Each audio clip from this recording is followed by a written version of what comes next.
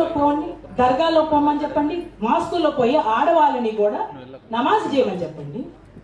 క్రిస్టియన్లో చర్చిల్లో ఫాదరే ఎందుకు ఉండాలి, ఆడవాళ్ళకు కూడా ఈక్వల్ రైట్ ఇవ్వండి. ఇవన్నీ రాజ్యాంగము కానీ జడ్జిలు కానీ చెప్పలేరు.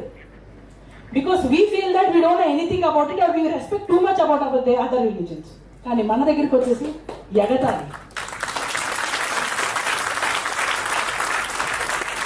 మనకే ఎటగారం మన రిలీజన్, మనకేం తెలియదు మన రిలీజన్ గురించి. మిడిమిడి జ్ఞానాలతో చాలా మాట్లాడతాం మనం. ఈ మాటల వల్ల వచ్చే జనరేషన్కి ఏమి తెలియడం లేదు.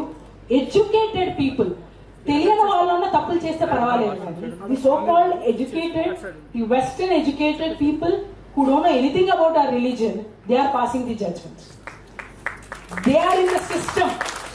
They are becoming part of the system and they are holding the strongest positions in the system. మరేం చేయాలి? సొల్యూషన్ ఏంటి?